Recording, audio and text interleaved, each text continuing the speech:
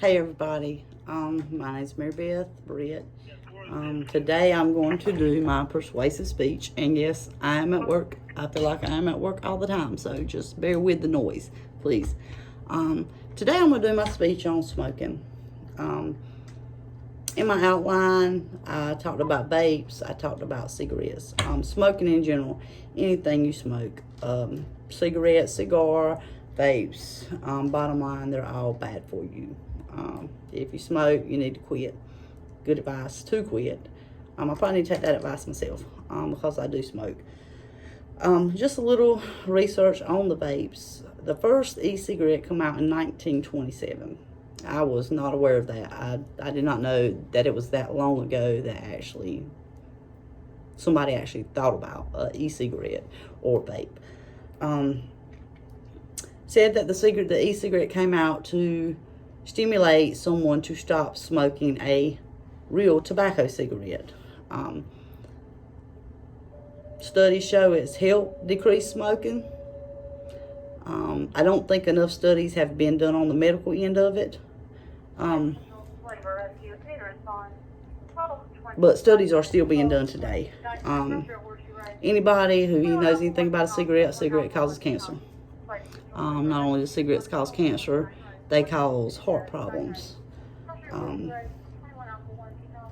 Also, emphysema, asthma, COPD, bronchitis, or just other medical problems that smoking can cause. Well, a cigarette has over 7,000 chemicals in one cigarette. And that's what you're putting into your body, you're putting into your lungs. You breathe it in, you breathe it out. You don't breathe everything out. A lot stays in your lungs, which is the result of the cancer, COPD, other diseases like that. The vapes, they contain chemicals also. Not as many as a cigarette, but the chemicals they contain are still bad. Just a few of the chemicals: diacetylene, which is a food additive, formaldehyde. This is another harmful chemical. And I don't know if I'm saying this right, but acrolein. Anybody who does any kind of weed yard work, killing weeds, this is a weed killer. And this is what you're putting into your body. Back to the diacetylene, which was a food additive. Research studies have shown that this can cause you to have popcorn lung.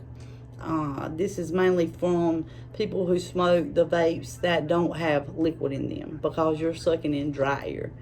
You're not getting any kind of moisture with that air other than what you're taking in your mouth, which the popcorn lung is being said to be called dry lung. It causes you to have a dry, non-mucus cough. That cough syrup, cough medicine does not help. Also causes you to have shortness of breath, which we know smoking a regular cigarette and smoking a vape both can cause you to have shortness of breath. Bear with me a second. I haven't got anybody to hold my camera here. I'm just going to show you a few pictures of some vape pens. Some of them come in liquid. Some of them have liquid. Some of them don't.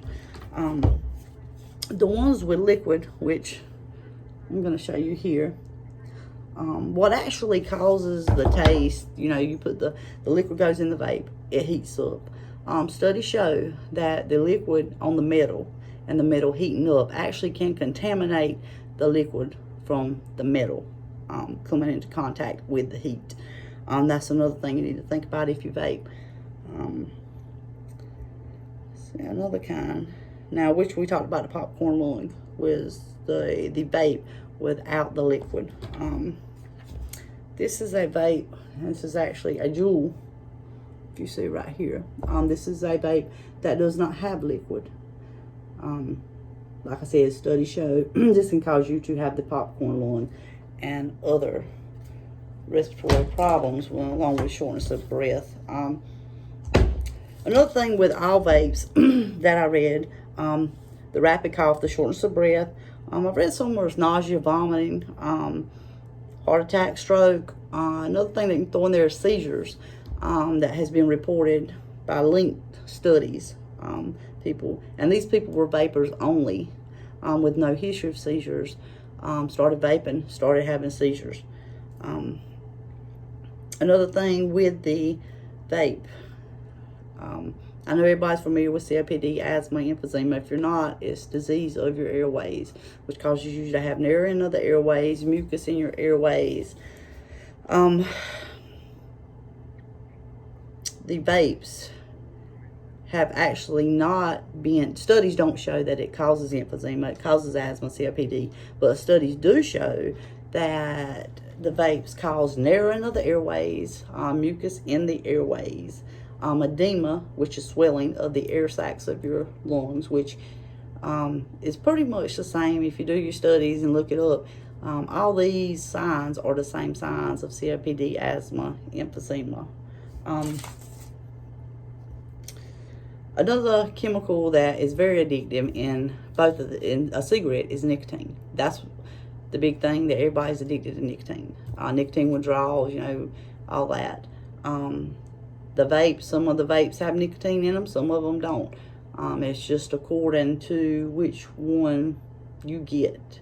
Because the e-cigarette, the vape, whatever you want to call it, they're called so many different things, or their brand to brand is what you get. And a lot of the brand to brand depends on how much nicotine is actually in the e-cig or the vape. And to maintain a healthy life, healthy living, nobody wants to die because you can't breathe.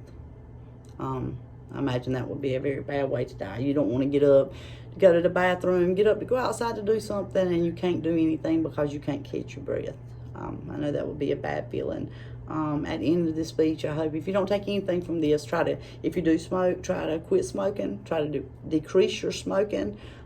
If you need some help to quit smoking, talk to your physician and see if they won't help you out by giving you some medicine. A lot of people have said the medicine worked for them. Some of the medicine does have negative side effects, which I think that's with any medicine you take. But overall, I do believe the medicine would be better for you than the result of trying to vape to quit smoking. And that's pretty much all I have to say about the smoking and the vaping, other than it's very bad for you. And that's it. Thank you.